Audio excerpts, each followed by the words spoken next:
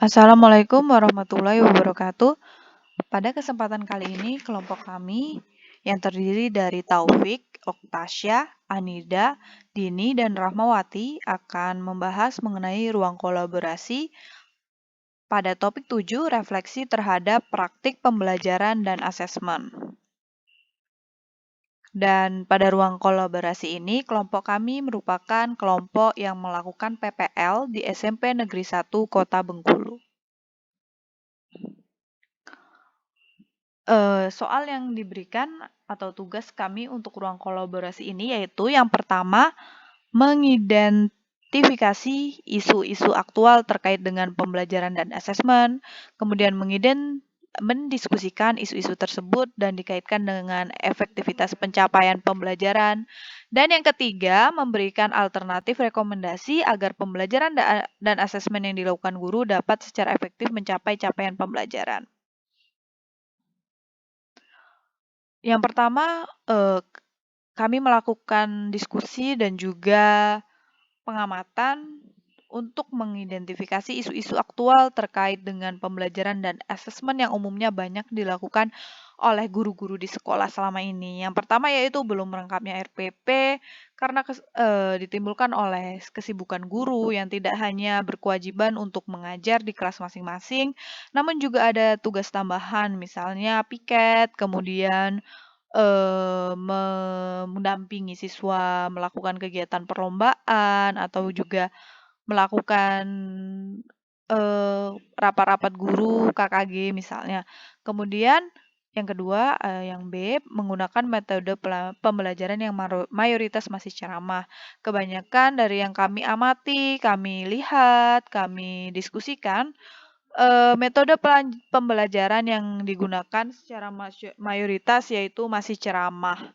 Biasanya mereka berceramah dengan menjelaskan di papan tulis ataupun berceramah dengan melihat buku cetak. Kemudian guru juga belum melakukan asesmen diagnostik. Masih jarangnya penggunaan asesmen diagnostik. Sementara untuk kurikulum Merdeka ini pada pembelajaran paradigma baru, asesmen diagnostik menjadi salah satu pemeran besar untuk meningkatkan efektivitas pembelajaran. Kemudian guru juga belum memanfaatkan teknologi atau penggunaan TPEK pada pembelajaran.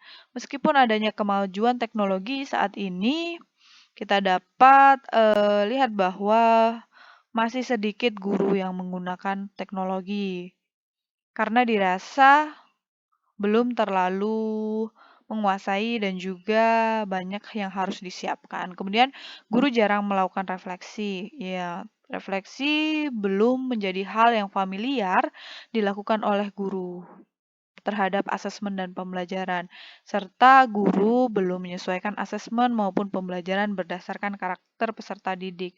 Hal ini berlawanan dengan pembelajaran berdiferensiasi yang digaungkan pada kurikulum Merdeka yang sebaiknya asesmen yang diberikan dapat memenuhi karakteristik dan kebutuhan siswa yang berbeda-beda pula. Misalnya untuk siswa yang visual maka diberikan asesmen yang menggunakan kemampuan atau gaya visualnya.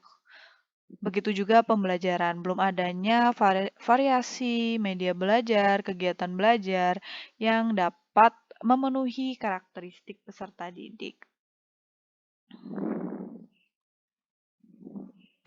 Kemudian, setelah kami diskusikan secara bersama dan membaca beberapa pembahasan pada kurikulum Merdeka, kami hubungkan hal tersebut, maka kami peroleh cara yang mungkin bisa dilakukan terhadap isu-isu ini ya.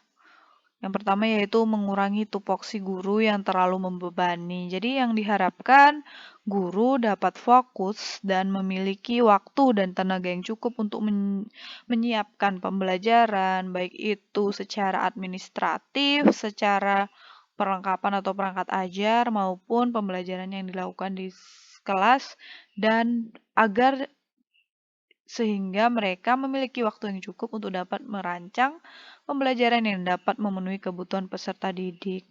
Kemudian guru sebaiknya mendukung dan memfasilitasi guru untuk sekolah, maksud saya sebaiknya mendukung dan memfasilitasi guru untuk dapat mengikuti diklat, pelatihan, dan seminar agar dapat meningkatkan kinerja guru. Sebaiknya untuk pelaksanaan diklat, pelatihan, dan seminar, sekolah memfasilitasi dengan menjadwalkan dan merekomendasikan. Karena seperti yang kita tahu, dengan banyaknya hal yang harus dilakukan guru agar dapat memaksimalkan kurikulum merdeka, terutama yang merupakan berpusat kepada peserta didik yang mana bukan hanya membuat guru harus lebih peka dan siap untuk merencanakan dan menyusun pembelajaran, hal tersebut juga membuat guru perlu banyak melakukan diklat, pelatihan, dan seminar yang ada. Dan jika sekolah dapat mendukung tersebut, maka guru dapat melaksanakan dengan lebih baik. Kemudian ada perlunya melengkapi fasilitas teknologi yang ada di sekolah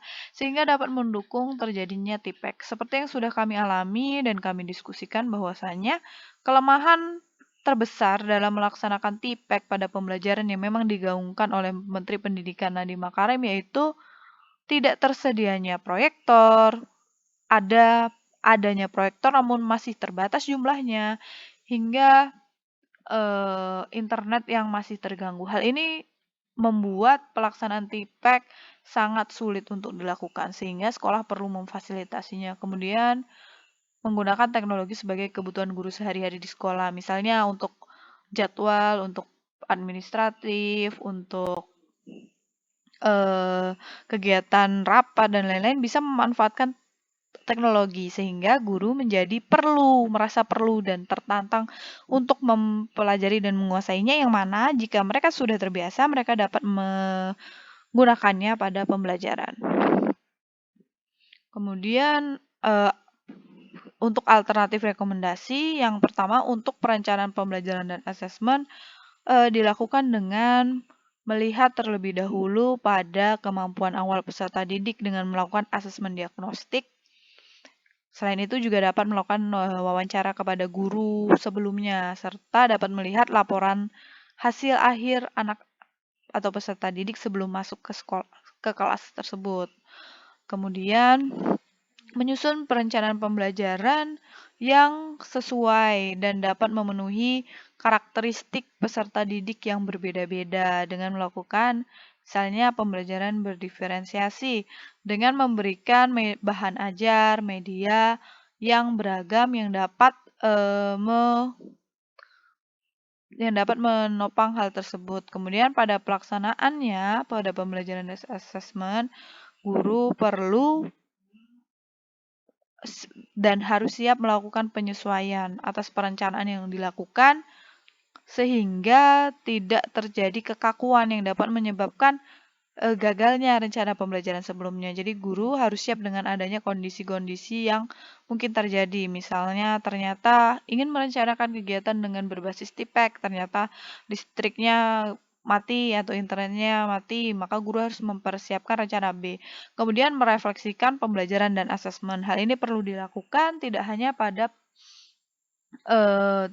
sebatas pada materi pembelajarannya sudah baik atau belum, seperti itu, apakah sudah diterima atau belum, tapi juga melihat kepada peserta didik, seperti apa peserta didik pada pembelajaran, apakah kira-kira mereka bisa mengikuti pembelajaran dengan baik atau tidak, dan refleksi ini bisa dilakukan dengan baik secara lisan, dengan berdiskusi dengan rekan sejawat, atau menanyakan peserta didik bagian mana yang belum dipahami, bagian mana yang sulit, bagian mana yang mereka mudah memahaminya. Kemudian juga bisa melakukan dengan menulis jurnal pribadi, catatan kecil ketika sedang melaksanakan pembelajaran. Misalnya ketika sedang mengajar, guru melihat adanya siswa yang kurang fokus karena diberikan materi ajar teks naratif yang terlalu panjang misalnya. Guru bisa mencatat di jurnal mereka sehingga untuk kegiatan kedepannya guru dapat menyesuaikan,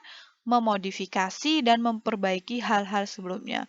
Kemudian ada juga refleksi terhadap kegunaan atau manfaat pembelajaran. Dapat dilakukan dengan memberikan kuis atau tes atau tugas portofolio yang dapat membuat siswa memanfaatkan apa yang sudah mereka lakukan atau pelajari. Baiklah, demikianlah penjelasan dari kelompok kami. Kami ucapkan terima kasih. Wassalamualaikum warahmatullahi wabarakatuh.